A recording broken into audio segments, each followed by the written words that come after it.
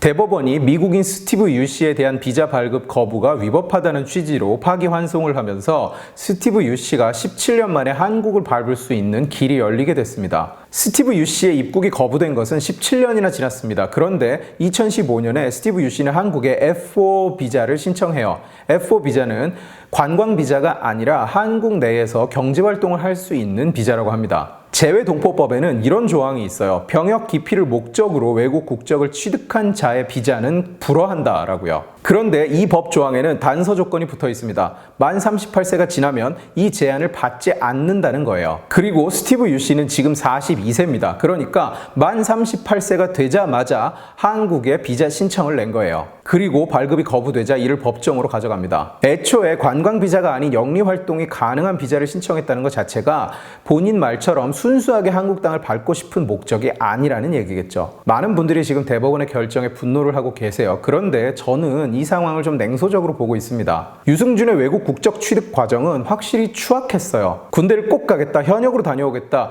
이렇게 굳이 할 필요가 없는 오바지를 반복적으로 하면서 뒤로는 외국 국적을 취득하는 절차를 밟고 있었다는 게 국민을 우롱하고 속이고 기망했다는 비판을 피하기가 어렵죠. 그리고 당시만 해도 연예인 중에 군대를 제대로 다녀온 사람이 별로 없었어요. 그런데 유승준이 철퇴를 맞으면서 지금은 연예인들이 현역으로 군 복무를 하는 것이 미덕처럼 여겨지는 분위기가 형성이 됐죠. 병역 회피가 개인의 권리냐 뭐냐 이런 문제를 떠나서 유승준에 대한 이런 조치는 순기능이 굉장히 컸다고 볼 수 있는 겁니다, 사실. 그런데 이번 판결을 보고 또 그에 분노하신 분들을 보면서 저는 좀 회의적인 생각이 들었어요. 대체 뭐하러 화를 내냐? 오해하지 마세요. 저는 군인이라는 집단에 매우 친화적인 사람이고 군인을 존경하고 존중하고 대접해야 된다고 믿는 사람입니다. 그런데 현재 군대의 모습은 어떻습니까? 현재 군대가 처한 상황은 어떻습니까? 집 지키는 개라는 둥, 사람 죽이는 법이나 배워온다는 둥, 군인에 대한 아무런 존중이 없어요. 북괴라는 특수 상황을 고려해서 징병제는 필요하다고 인정을 하더라도 빼앗기는 자유, 빼앗기는 시간, 빼앗기는 기회에 대한 보상은커녕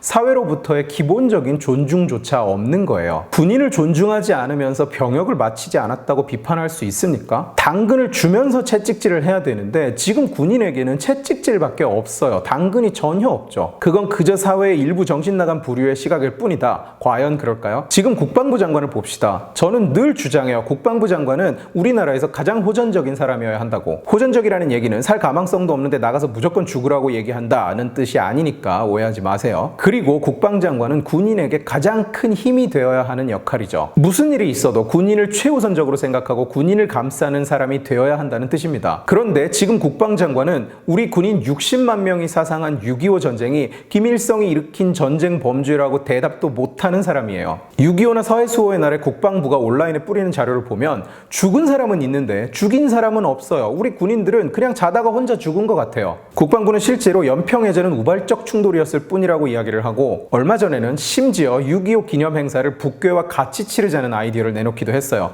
정말 기상천외한 헛소리죠. 나라를 위해 싸우다 죽었는데 그 나라가 바로 그 적이랑 붙어먹기 위해서 죽은 자국 군인들을 우발적인 충돌의 우연한 희생자, 범인이 누군지 알 수도 없는 전쟁에서 그냥 재수가 없어서 죽은 사람 취급을 하고 있는 겁니다. 이런 나라가 무슨 자격으로 젊은이들에게 군 복무를 하라고 요구할 수 있습니까? 대통령은 더하죠. 6.25 행사에는 낯짝 한 번을 안 비춰요. 전국에 사람 죽은 데는 빠지지 않고 찾아다니는 인간이 죽은 군인, 다친 군인은 그야말로 똥 취급을 하죠. 얼마 전에는 김일성, 김정일, 김정은 일가에게 죽임을 당한 군인들의 유가족을 모아놓고 그 사람들 앞에 김정은 사진을 전시해놓는 일까지 있었습니다. 저는 이걸 보면서 정말 두려움을 느꼈어요. 사탄도 이걸 보면 아 이건 좀 심한데 라고 이야기할 것 같아요. 이런 나라가 군인을 이렇게 취급하는 나라가 무슨 자격으로 국방의 의무는 신성하다면서 그걸 제대로 안 했다고 손가락질을 하겠습니까? 잘 피했다고 박수를 쳐주지는 못할지언정. 계속 반복적으로 사족을 달지만 저는 군인을 조롱하거나 군인을 탓하는 게 아닙니다. 이런 나라가 대체 무슨 자격으로 군인의 충성을, 젊은이들의 희생을 요구하냐는 거예요. 대통령은 전쟁 유가족한테 전범 살인마의 사진이나 나눠주고 있고 국방장관은 6.25는 김일성이 일으킨 전쟁이냐 묻자 대답은 못하고 어버버버 하는 나라에서 대체 무슨 자격으로 스티브 유한테 손가락질을 하겠습니까?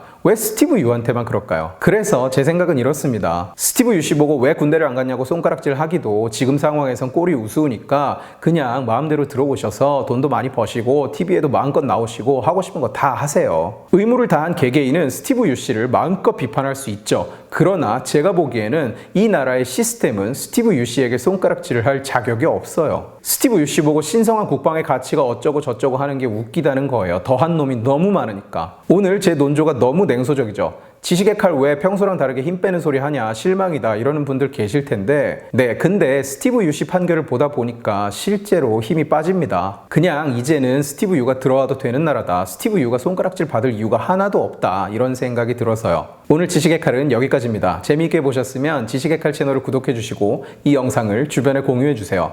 여러분들이 공유해 주시면 설득은 제가 하겠습니다. 고맙습니다.